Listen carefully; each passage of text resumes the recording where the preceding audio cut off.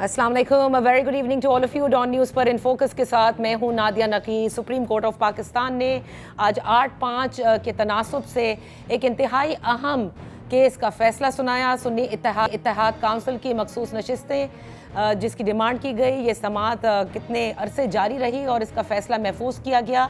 आज जब ये फ़ैसला सुनाया गया तो इसमें यह कहा गया कि तहरीक इंसाफ जो है वो मखसूस नशिस्तों की हकदार है। 15 रोज़ जो हैं वो दिए गए हैं जिसमें तहरीक इंसाफ मखसूस नशिस्तों पर अपनी तमाम नाम जो है वो जमा कराएगी।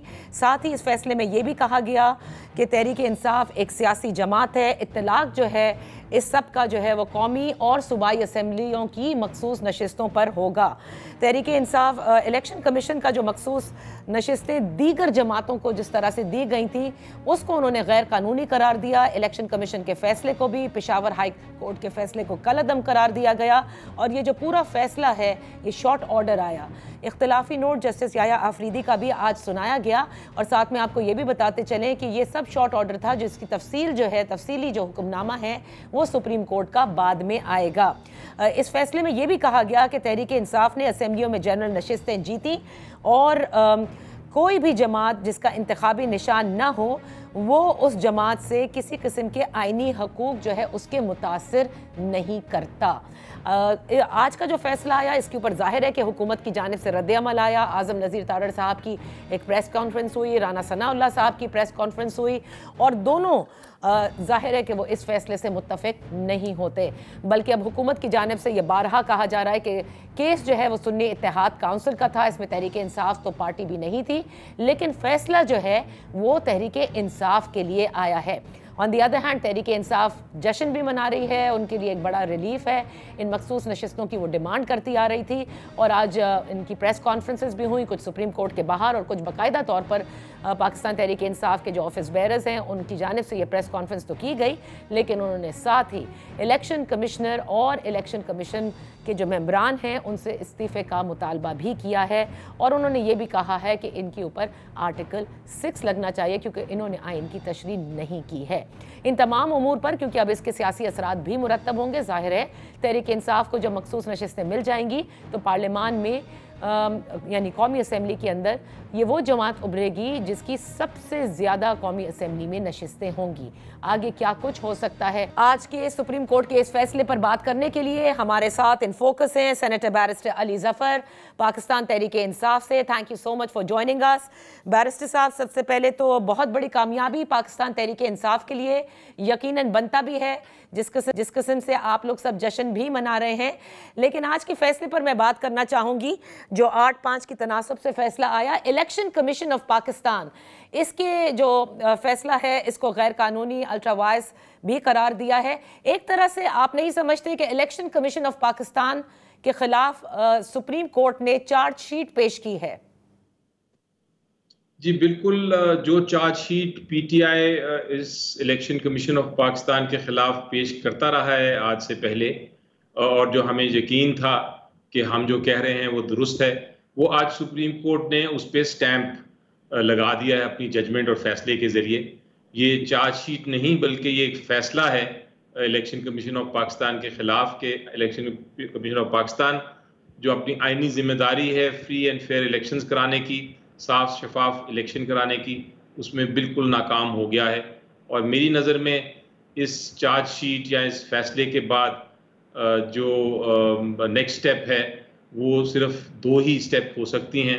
वो ये है कि या तो इलेक्शन कमीशन ऑफ पाकिस्तान अज़ खुद मुस्तफ़ी हो जाए और इस्तीफ़े दे दें, या अगर वो ये नहीं करते तो फिर उनके खिलाफ उनको हटाने के लिए कार्रवाई की जा सकती है कानूनी तौर पे। अच्छा, तो इसके ऊपर पाकिस्तान तहरीक इंसाफ, क्योंकि आप लोग डिमांड कर चुके हैं, आज की जो प्रेस कॉन्फ्रेंस थी उमर अयूब साहब की भी उन्होंने आर्टिकल 6 के इत्तलाक का कहा, तो क्या पाकिस्तान तहरीक इंसाफ खुद इसकी कानूनी चाराजोई कर सकती है?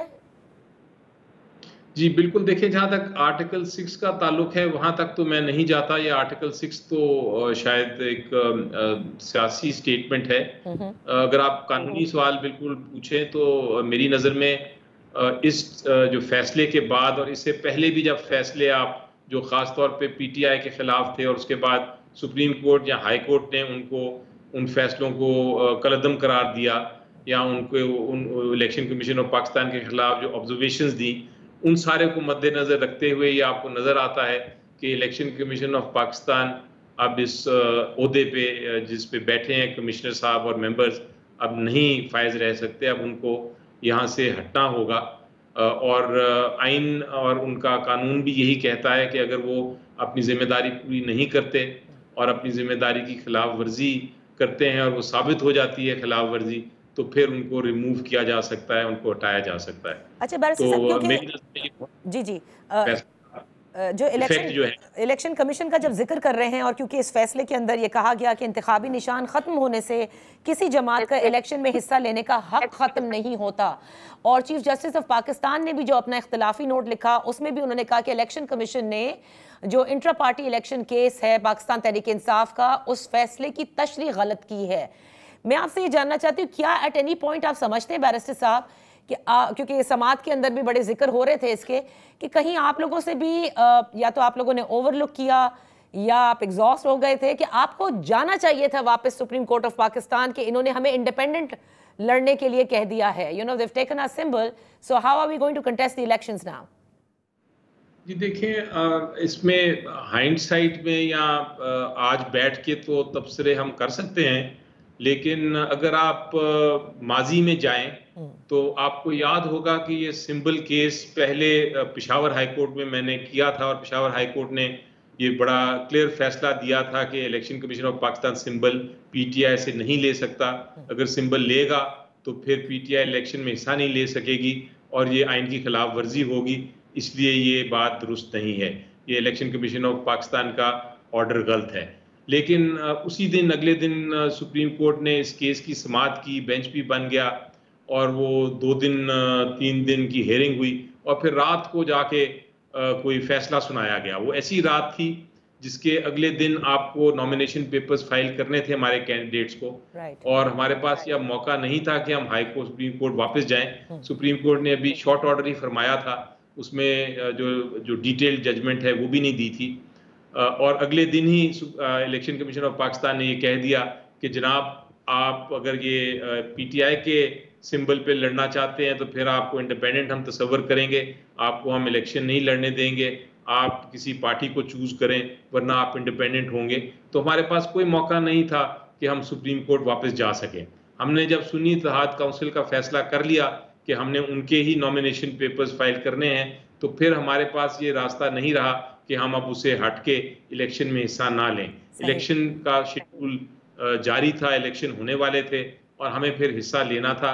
और हमें उस वक्त आपको याद होगा कि अजीब अजीब से सिंबल्स मिल रहे थे और हमें पब्लिक को आगाह भी करना था कि ये कैंडिडेट्स जो हैं ये पीटीआई के कैंडिडेट्स हैं, और पब्लिक को हम पूरे इलेक्शन की कैंपेन में घुस गए थे। तो ये अगर आप आज बैठ के ऑब्जेक्टिवली देखें तो शायद आप कह सकती हैं कि हाँ ये होना चाहिए था कि उसी वक्त हम वापस सुप्रीम कोर्ट चले जाते और इलेक्शन में हिस्सा ना लेते जब तक सुप्रीम कोर्ट फैसला ना करते। लेकिन आप अगर उस वक्त का जिस तरह हर रोज मुख्तलिफ चीजें हो रही थी, हमारे लोग भी भागे थे, उनको अरेस्ट भी किया जा रहा था, तो फिर उसको अगर आप रील को वापस चलाते हैं तो फिर आपको रियलाइज करेंगी कि ये उस वक्त हमारे पास पॉसिबल ही नहीं था कि हम सुप्रीम कोर्ट जाते। हाँ, अगर सुप्रीम अपने फैसले में लिख देता कि जनाब इसका असर ये नहीं होगा कि आपका सिंबल नहीं लिया जाएगा, तो मुख्तलिफ पोजीशन थी। सुप्रीम कोर्ट ने भी अपने फैसले को जो तब्दीली की है या जो अब उसका मौक़िफ़ इख्तियार किया है चीफ जस्टिस साहब ने और जो उनके फेलो जजेस थे जिन्होंने ये सिंबल केस का फैसला किया, तो वो बाद की बात है। वो इस हियरिंग के दौरान उन्होंने ये मौक़िफ़ अपना जाहिर किया अपनी ऑब्जर्वेशन से कि हमारा मकसद ये नहीं था कि सिंबल ले लें, ये गलत तशरीह हुई है। लेकिन उससे पहले उन्होंने ये नहीं कहा कभी किसी भी जगह कि हम हमारे से ये तशरीह हमारी ये थी अपने फैसले की। सही। बैरिस्टर साहब, आप लोग तो क्योंकि सेलिब्रेट कर रहे हैं, यू फाइनली वन दिस, क्योंकि आप तो शुरू से, क्योंकि आप इलेक्शन कमीशन ऑफ पाकिस्तान के सामने भी पेश हुए, आई क्लियरली रिमेंबर, उस वक्त भी मेरी आपसे बात हो रही थी। लेकिन आज हुकूमत के ओहदेदार जो प्रेस कॉन्फ्रेंस कर रहे हैं या वैसे भी जो बात कर रहे हैं, वो ये कहते हैं कि सुन्नी इत्तेहाद काउंसिल गई थी अपनी नशिस्तों के लिए मखसूस नशिस्तें मांगने, और तमाम सुप्रीम कोर्ट के जो जज साहिबान जिन्होंने मेजॉरिटी से फैसला दिया, उन्होंने पाकिस्तान तहरीक इंसाफ के हक में फैसला दे दिया, जो कि इस केस में कहीं भी पार्टी नहीं थी। इस पर आप क्या कहेंगे? जी बिल्कुल, उनका मौक़िफ़ ये है कि जो चीज़ पीटीआई ने नहीं मांगी वो पीटीआई को मिल गई, और सुन्नी इत्तेहाद ने मांगी उनको नहीं मिली। तो सुप्रीम कोर्ट को उनके जो मैं लॉजिक समझा हूँ, उनका मंतक समझा हूँ, वो कहते हैं कि आपको सुन्नी इत्तेहाद काउंसिल को देनी चाहिए थी सीटें। यकीनी तौर पे चाहे सुन्नी इत्तेहाद काउंसिल को मिले या पीटीआई को मिले, रिजल्ट वही होना था कि उनको नहीं मिलनी थी, हमें मिल जानी थी, और उसके बाद हम सुन्नी इत्तेहाद से पीटीआई में खुद ही तब्दील कर लेते। तो इससे कोई रिजल्ट में इतना फर्क नहीं पड़ा। लेकिन एक बहुत बात जो उनको समझ नहीं आ रही या वो समझना चाह नहीं रहे, वो ये है कि अदालत ने ये फैसला आर्टिकल 187 के तहत किया है। आर्टिकल 187 जो है आइन का, वो ये कहता है कि जब अदालत देखे, हालात देखे और वाक़यात देखे, और उन वाक़यात को मद्देनज़र रखते हुए अदालत को पुरानी गलतियां ठीक करनी पड़े, तो अदालत कंप्लीट जस्टिस कर सकती है, यानी पूरा इंसाफ दे सकती है।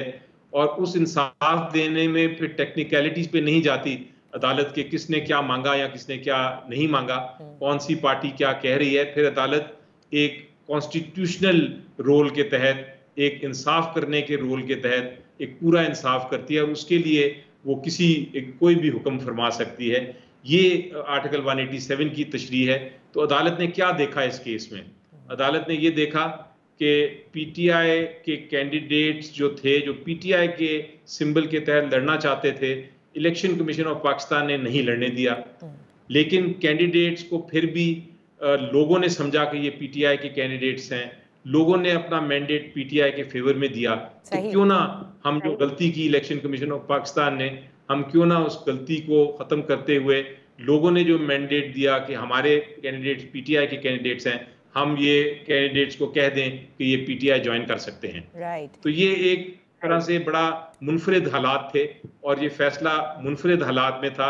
ये टेक्निकलिटीज पे फैसला नहीं हुआ, ये जमहूरियत को कायम रखने के लिए और जमहूरियत को फरोग देने के लिए, और मैं कहूँगा जमहूरियत की हिफाजत के लिए ये फैसला किया गया है। अच्छा, आपने आर्टिकल 187 को कोट किया है, और आज सेनेटर आजम नजीर तारड़ साहब जब प्रेस कॉन्फ्रेंस कर रहे थे तो वो 184(3) का भी जिक्र करते, फिर कहते हैं 187 के तहत भी ये नहीं बनता जो फैसला आया है। बहरहाल अब देखना है कि वो तो कहते हैं मजीद इबहाम भी है, मुबहिम है, और कुछ और भी उन्होंने अल्फाज इस्तेमाल किए। मैं आपसे ये पूछना चाहूँगी, क्योंकि चीफ जस्टिस ऑफ पाकिस्तान का भी इख्तलाफी note, he read it out also and it's very short, आपकी नज़र से भी गुजरा होगा, और क्योंकि उनके हवाले से पूरी पाकिस्तान तहरीक इंसाफ इंक्लूडिंग इमरान खान साहब बड़े मोतरज़ रहे हैं और चाहते हैं कि वो उनके केसेस का हिस्सा ना बने। Do you agree with the dissenting note that he wrote? जी, यकीनी तौर पे मैं उस हद तक तो एग्री करता हूं उनके डिसेंटिंग नोट से, जहां उन्होंने ये कहा कि जिन लोगों ने पीटीआई के जो डॉक्यूमेंट्स पेश किए थे कि हम पीटीआई के कैंडिडेट्स हैं, उनको पीटीआई का कैंडिडेट ही समझा जाएगा और रिजर्व सीट्स उनको उस हद तक दी जाएंगी। उस फैसले के उस हिस्से से तो मैं बिल्कुल मुत्तफिक हूँ, और यही फैसला मेजॉरिटी ने भी किया।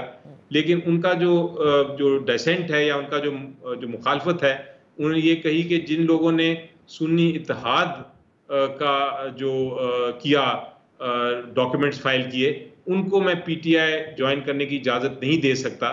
ये इससे मेरा इख्तलाफ है, क्योंकि उन्होंने ये रियलाइज़ नहीं किया या उन्होंने इस चीज़ को नहीं नोट किया जो मेजॉरिटी ने नोट किया, कि वो जो सुन्नी इत्तेहाद को भी जिन्होंने ज्वाइन किया, उन्होंने मजबूरी के तहत ज्वाइन किया। इसलिए ज्वाइन किया कि इलेक्शन कमीशन ऑफ पाकिस्तान उनको कह रहा था कि आप पीटीआई को ज्वाइन नहीं कर सकते। तो ये जो मौक़िफ़ था मेजॉरिटी का, चीफ जस्टिस साहब को भी ये मान लेना चाहिए था। लेकिन बहरहाल उनकी व्यू है और दो जज साहिबान का व्यू है, वो अपनी जगह उन्होंने आधा तो रिलीफ दिया, लेकिन आधा रिलीफ नहीं दिया। सही। बैरिस्टर साहब, अब इसके बाद आपकी जमात कौमी असेंबली में भी सबसे बड़ी यानी सबसे ज़्यादा नशिस्तें हासिल करने वाली जमात बन जाएगी। तो सियासी तौर पर क्या पहले से आप लोगों ने सोच रखा है कि किस तरह से आप हुकूमत को मज़ीद टफ टाइम दे सकते हैं? जी बिल्कुल, मेरा ख्याल है इस केस के 3 बड़े अहम नताइज हैं। एक तो ये कि हमें पार्लियामेंट्री पार्टी पीटीआई वापस बन गई है नेशनल असेंबली और प्रोविंशियल असेंबलीज में, और ये भी कि सबसे बड़ी जमात बन जाएगी। तो एक तो ये इसका है, इससे ये नहीं होगा ऑफ कोर्स कि हम कोई हुकूमत तब्दील कर सकेंगे, हमारे नंबर्स तो उस हद तक नहीं बढ़ते, लेकिन एक पार्लियामेंट्री जमात होगी और एक पीटीआई के तौर पे हम अपना जो अपोजिशन है वो कर सकेंगे इस पार्लियामेंट में।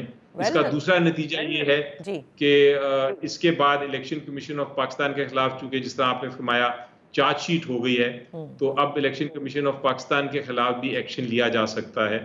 और इसका तीसरा जो अहम एक नुक्ता है, जो हो सकता है डिटेल ऑर्डर के बाद पता चलेगा कि वो मुमकिन है कि नहीं, लेकिन एक इसमें ज़रूर जो पंजाब असेंबली से जो सीटें सेनेट की गई थी उसमें इजाफा होगा पीटीआई के फेवर में, क्योंकि अब पीटीआई का जो स्ट्रेंथ है, जो ताकत है पंजाब असेंबली में, रिजर्व सीट्स आने की वजह से ज़्यादा हो जाएगी। तो उनको मेरा ख्याल है कुछ सीटें मजीद देनी पड़ेंगी सेनेट में। तो हो सकता है जो सेनेट से इलेक्शन हुए हैं उसको दोबारा करना पड़े, लेकिन इसका पता चलेगा हमें जब डिटेल्ड ऑर्डर आएगा कि ये इस जजमेंट को कब से लागू किया है supreme court. Oh, barrister Ali Zafar साहब, well still you have all the reason to celebrate. आज आप लोगों का दिन है।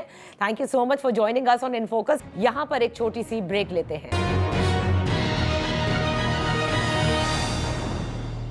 Welcome back. क्योंकि आज इलेक्शन कमीशन ऑफ पाकिस्तान का बड़ा जिक्र हुआ, 8-5 के तनासुब से सुप्रीम कोर्ट का जो फैसला, जिसमें इलेक्शन कमीशन ऑफ पाकिस्तान जहां पेशावर हाई कोर्ट के फैसले को कलअदम करार दिया गया, वहीं इलेक्शन कमीशन ऑफ पाकिस्तान के फैसले को भी गैर कानूनी करार दिया गया। और जो डिसेंटिंग नोट था चीफ जस्टिस का, उसमें भी इसका जिक्र हुआ कि इलेक्शन कमीशन ने जो तशरीह थी वो सही नहीं की, किसकी, intra party election Tehreek Insaf case जो था उसके फैसले की। बहरहाल इस सब पर बात करते हैं। अहमद बिलाल महबूब साहब हमारे साथ मौजूद हैं, executive director Pildat. Thank you so much for joining us. Ahmed Bilal sahab, पहले तो आप मुझे अपना ब्रीफ, मैं कहूँगी रद्द अमल बताइए सुप्रीम कोर्ट के जो आज फैसला आया है मखसूस नशिस्तों के हवाले से, इसको आप कैसा देख रहे हैं? बहुत शुक्रिया। देखिए, ये जब इलेक्शन सुप्रीम कोर्ट के अंदर ये प्रोसीडिंग्स हो रही थी तो ये नजर आ रहा था वाज़ेह तौर पर कि दो पॉइंट ऑफ व्यू हैं। एक पॉइंट ऑफ व्यू ये है जो आइन और कानून की लिटरल इंटरप्रिटेशन करना चाहता है, और वो कहता है जो लफ्ज़ों में लिखा हुआ है उसी के मुताबिक फैसला होना चाहिए। और एक दूसरे जजों का ग्रुप था जो ये चाह रहे थे कि नहीं, इसकी एक वसी तर कॉन्टेक्स्ट में इंटरप्रिटेशन की जाए ताकि उसकी रूह के मुताबिक इंटरप्रिटेशन हो, अल्फाज पे अपने आप को रिस्ट्रिक्ट नहीं करना चाहिए। तो सस्पेंस ये था कि किस ग्रुप को मेजॉरिटी हासिल होगी।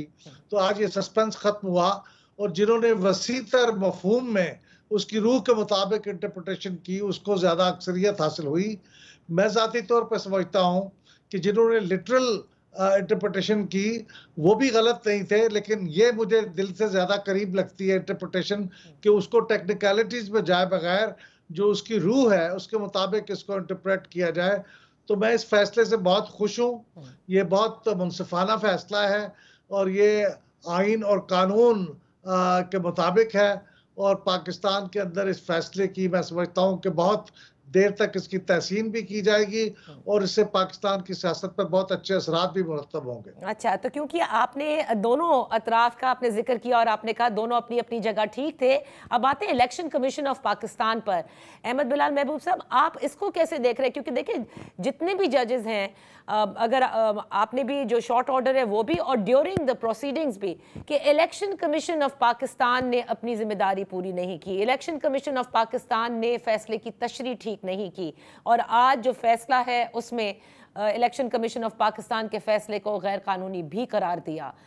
आप इसको कैसे देख रहे हैं? क्योंकि इलेक्शन कमीशन ऑफ पाकिस्तान वो वाहिद इदारा जिसने इंतखाबात कराने होते हैं और सबसे ज्यादा उसी को क्रिटिसाइज किया गया है। देखिए, मैं ज़ाती तौर पे समझता हूँ कि इलेक्शन कमीशन ने इन इंतखाबात में अपना फ़र्ज़ ठीक से नहीं निभाया। उन्होंने कई ऐसे काम किए जिनकी अभी तक उनको वजाहत देना है और वो मौसर और तसल्ली बख्श वजाहत नहीं दे सके। मिसाल के तौर से रिजल्ट क्यों डिले हुए, मिसाल के तौर से रिजल्ट मैनेजमेंट सिस्टम क्यों, इलेक्शन मैनेजमेंट सिस्टम क्यों बैठ गया, मिसाल के तौर से फॉर्म 45 बर वक्त क्यों नहीं अपलोड किए गए, वगैरह वगैरह। लेकिन मैं समझता हूँ कि इन फैसलों के अंदर जो इलेक्शन कमीशन को जिस तरह तनकीद की गई है कि फैसले की सही तशरीह नहीं की गई और उस तक फर्ज ठीक से नहीं निभाया, इस कॉन्टेक्स्ट पे मैं समझता हूँ वो दुरुस्त नहीं है। इलेक्शन कमीशन सुप्रीम कोर्ट नहीं है जो कानून और आइन की तशरीह करे, वो तो महदूद सा एक आइन और कानून के मुताबिक अमल दरामद करने का इदारा है। तो उसने उसके मुताबिक जो लिटरल उसके मानी थे उसके मुताबिक उन्होंने उसको तशरीह करके उसके ऊपर अमल दरामद कर दिया। और मैं हैरान हूँ कि अगर वो इन्होंने इतना गलत काम किया था सुप्रीम कोर्ट के फैसले की गलत तशरीह करके, तो सुप्रीम कोर्ट को फौरन उसके ऊपर नोटिस लेना चाहिए था, उसका इंतजार करके कि उसके नतीजे में इतनी खराबी बर्पा हो जाए, बाद अज खराबी बिस्यार कि पार्टी को इलेक्शन में हिस्सा नहीं लेने दिया गया, सब कुछ के बाद आज वो कह रहे हैं कि आपने तो हमारे फैसले की सही तशरीह नहीं की। साहब अगर तशरीह सही नहीं की थी तो उस वक्त बोलना चाहिए था, आज इतने अरसे के बाद आफ्टर द इफेक्ट बोलना, मैं समझता हूँ ये भी ज्यादती की बात है। तो मैं नहीं समझता कि इलेक्शन कमीशन पे मलबा डालना ये दुरुस्त है। अपनी गलतियों का जो मलबा है वो इलेक्शन कमीशन पर डालने की मुझे कोशिश लग रही है। अच्छा, लेकिन तहरीक इंसाफ तो ये कह रही है, अभी बैरिस्टर अली जफर साहब हमारे साथ थे और वो ये कह रहे थे कि उन्होंने गलती की और उनके खिलाफ कानूनी चाराजोई होनी चाहिए। वैसे तो उन्हें खुद स्टेप डाउन कर जाना चाहिए, चीफ इलेक्शन कमिश्नर को भी और जो मेंबरान हैं, नहीं तो दूसरा तरीकाकार ये है कि उनके खिलाफ फिर कार्रवाई की जाए। देखिए, ये सियासी बयान के तौर पे तो ये बात ठीक है, उन्हें ऐसे ही कहना चाहिए, लेकिन बात यह है कि क्या कोई जज अगर कोई फैसला दे दे जिसको सुप्रीम कोर्ट फिर ओवरटर्न कर दे, तो क्या उन्हें भी रिजाइन करने के लिए कहेंगे? जैसे हाई कोर्ट का बेंच है, उसने इलेक्शन कमीशन के फैसले को दुरुस्त करार दिया, अब सुप्रीम कोर्ट ने उसे ओवरटर्न कर दिया, तो क्या हाई कोर्ट के जजों को भी कहेंगे कि वो रिजाइन करें? ऐसे तो नहीं होता। आप एक फैसले के ऊपर अपनी तशरीह करते हैं, अपनी समझ के मुताबिक फैसला करते हैं, और ये फिर ये एक आदमी का फैसला नहीं था, ये 5 जजों पे, 5 अफराद पे मुश्तमिल कमीशन है जिसके 4 लोगों ने ये फैसला दिया था मुतफिका, और एक ने भी इख्तलाफ सिर्फ इस बात पे किया था कि नशिस्तें दूसरों की नशिस्तें इन पार्टियों को न दी जाए, वरना वो पीटीआई को हिस्सा नशिस्तें देने के वो भी हक में थे। अहमद बिलाल महबूब साहब, यहाँ पर एक छोटी सी ब्रेक लेते हैं और फिर हम अपनी गुफ्तगू जारी रखेंगे।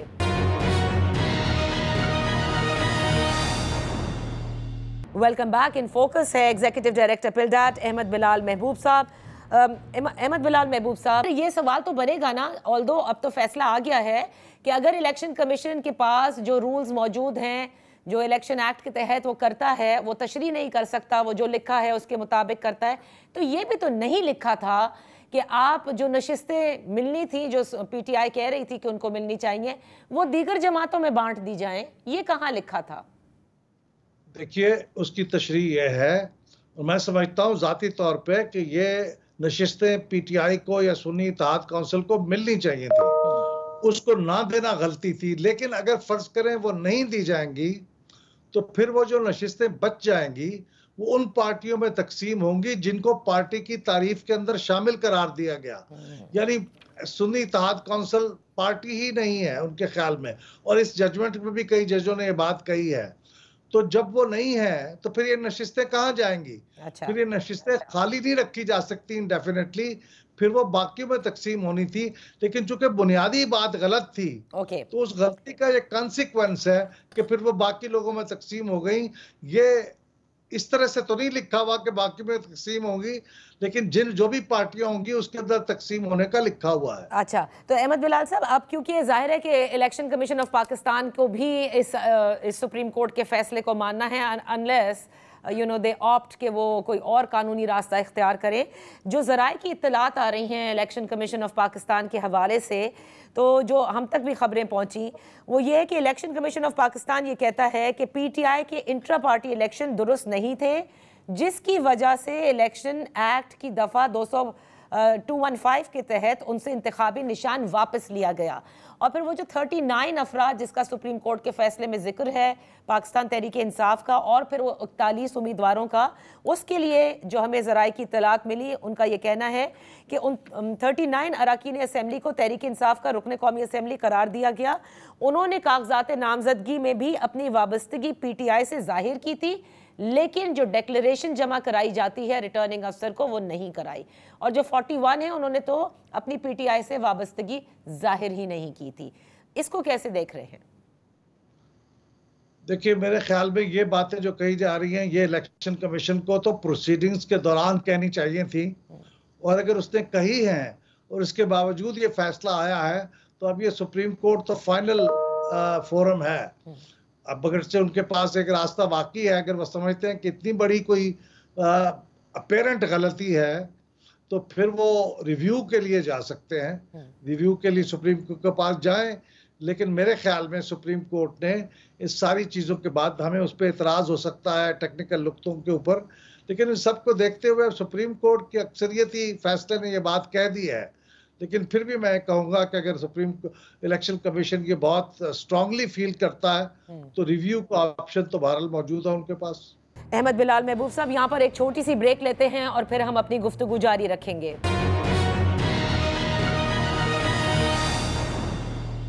Welcome back. इन फोकस है एग्जीक्यूटिव डायरेक्टर पिलडाट अहमद बिलाल महबूब साहब।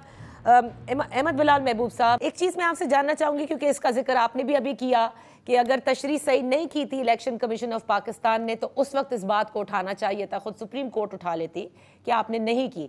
तो सर, तशरीह क्या होती है अगर इंट्रा पार्टी इलेक्शंस नहीं माने गए जिसके तहत इंतखाबी निशान, बल्ले का निशान ले लिया गया, तो इलेक्शन में आप पार्टिसिपेट तो कर सकते हैं, जैसे कि आज फैसले ने कहा है कि आप उनका आईनी हक, कानूनी हक नहीं छीन सकते थे। तो फिर क्या कोई नया सिंबल को क्या कहते हैं इशू करना था, क्या करना चाहिए था? व्हाट इज द एक्चुअल तशरीह देन?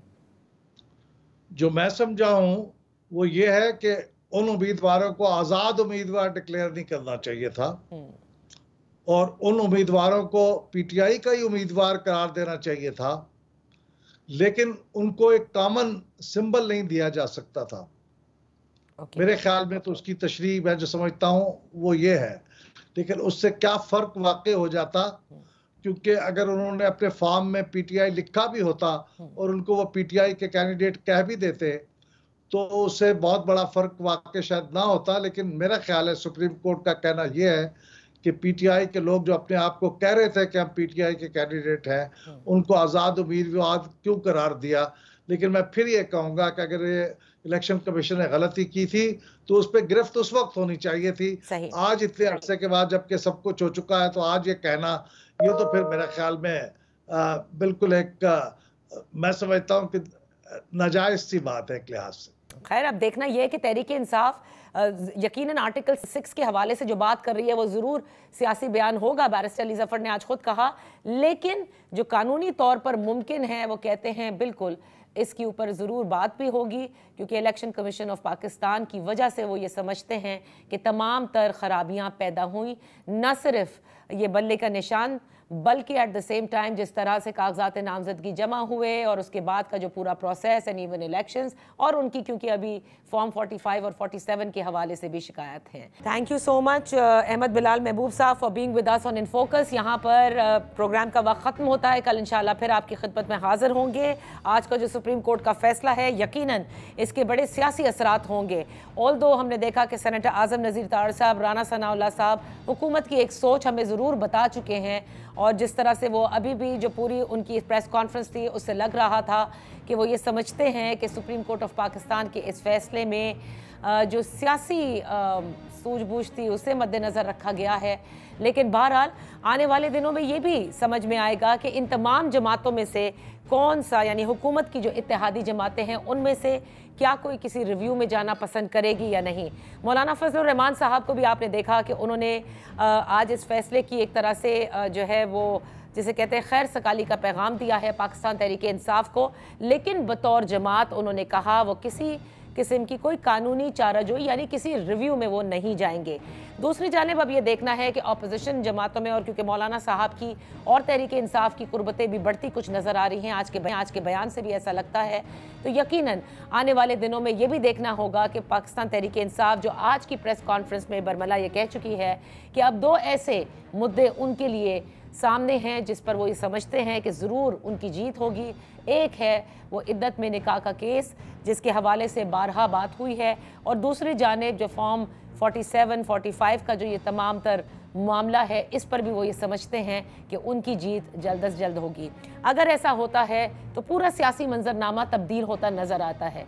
नहीं भी होता तो भी जब पाकिस्तान तहरीक इंसाफ एक अक्सरियत की जमात बनकर उभरेगी after they get the reserve seats, तो उसके बाद भी बहुत सारी ऐसी कॉन्स्टिट्यूशनल जिसे कहते हैं जो हमने देखा था जब इमरान खान साहब को भी रिमूव किया गया था through vote of no confidence, कि आइनी तरीक़ाकार जो हैं वो मौजूद हैं। हुकूमत के लिए यकीनन ये इंतहाई इस वक्त बहुत सारे गंभीर मसाइल हैं। एक तरफ जो है वो मईशत है, IMF की डील है जिसके हवाले से औरंगज़ेब साहब जो फाइनेंस मिनिस्टर हैं वो गुज़िश्ता रोज़ ये कह चुके हैं कि जल्द अज जल्द और इसी महीने में IMF का जो नया बेल आउट पैकेज है, जो एग्रीमेंट है, वो साइन हो जाएगी।